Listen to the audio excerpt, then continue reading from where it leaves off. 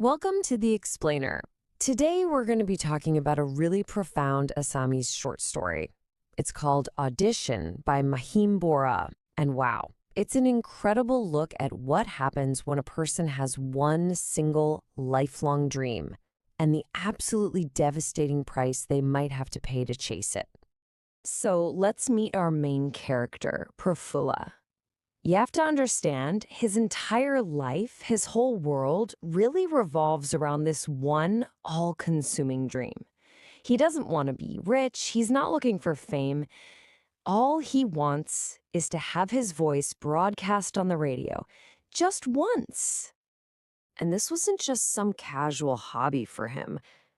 His desire was so intense that he literally packed up his life and moved to the city to make it happen. He was constantly pleading with his friend Deepak, who worked part-time as an announcer, for any chance at all. He'd play a doorman, a shopkeeper, anything, just as long as he got to speak a single line on the air. Now, what's so important to get here is how pure his motivation was. The story is very clear about this. He wasn't trying to start a career. He didn't care about money. In fact, he was even willing to pay for the opportunity.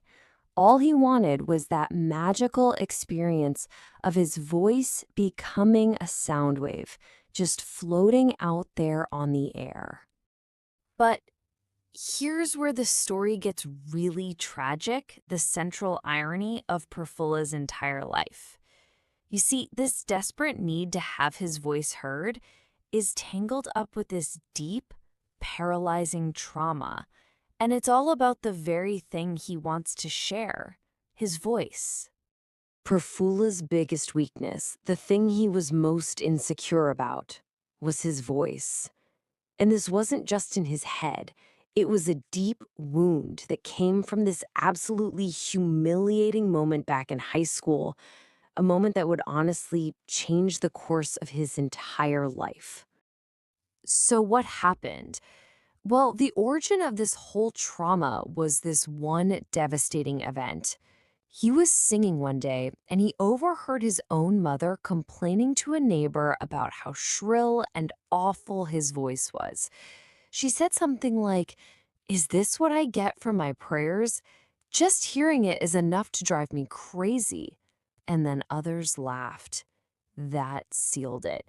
He was just completely and utterly mortified. And that moment led him to make this incredibly solemn, unbreakable vow. It's called a Bhishma Pratigya. It's a sacred oath that he would never, ever sing again. Not even hum a tune. And that promise, it became a huge part of who he was. So, okay, you've got this guy, Prafulla, carrying around this deep trauma that follows him everywhere. And now that internal struggle he's been dealing with is about to smash right into a harsh external one, the cold, bureaucratic machine of the radio station. You see, the whole system was just completely stacked against him. Auditions were basically a joke, just for show. The roles always went to people who already worked there to save money. Plus, Prafulla had zero experience. And his friend Deepak?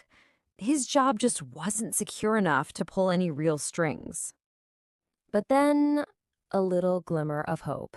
After just relentless begging, Deepak somehow manages to do the impossible. A producer who's trying to cut costs agrees to give Prafulla an audition, as long as he pretends to be a local so they don't have to pay for travel. And for Prafulla, this feels like the breakthrough he's been praying for. When Deepak hands him the official paper calling him in for a voice test, Prafulla is just overcome with emotion. His dream is finally right there. He can almost touch it. But as we're about to see, that one vague phrase, voice test, is the tiny seed from which this whole tragedy is about to grow. Okay, so this brings us to the climax of the entire story, the audition itself. This is the moment where Perfilla's lifelong dream is about to have a head-on collision with his deepest, darkest trauma. He gets to the station a half hour early, just a complete bundle of nerves. And the story uses this beautiful, frantic image to describe how his heart is feeling, like a fish caught in a trap, just jumping wildly. You can just feel how the anticipation is almost too much to bear. So they lead him into a studio, and it's a really disorienting place, right? There's a microphone, there's a glass wall separating him from the staff, and then a disembodied voice from a speaker just pierces the silence. And that voice gives him one single devastating command: sing. In that one word, Perfulla's entire world just shatters. This isn't the audition for a speaking part he'd been dreaming of his whole life. This is his absolute worst nightmare made real. He completely panics. He tries to explain. He's pleading with this anonymous voice. He stammers out that the letter never said anything about singing, and he begs them to just let him say something, anything, to test his speaking voice. But the people behind the glass, they're just impatient. They could not care less. To them, he's just causing a delay. They don't see a man in the middle of a complete psychological breakdown. The red light glows, which means he's on the air, and the voice warns him, "You're about to lose your one and only chance." So Perfulla is completely trapped. He has two choices: lose his dream forever, or break the sacred vow that has defined him since he was a kid. And with no other choice, he closes his eyes, puts his hands over his heart, and he begins to sing. In that moment, he chose the dream over the vow. The result is immediate, and it is absolutely brutal. Laughter just erupts from the control room. They flick the switch off, cutting him off mid-song. And in the face of that complete, soul-crushing humiliation, Perfulla just vanishes.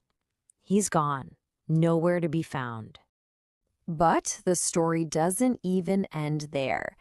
The final, most crushing blow comes a week later when a frantic Deepak finally goes to the radio station to figure out what went so terribly wrong. He finally confronts the woman who was in charge, Miss Bimbadara.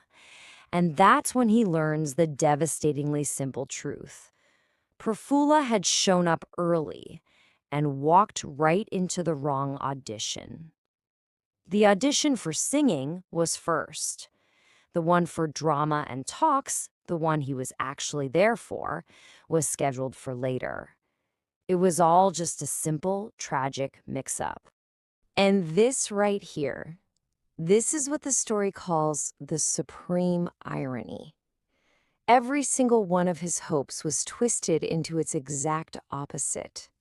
The dream of finally being heard with pride turned into an act of public shaming.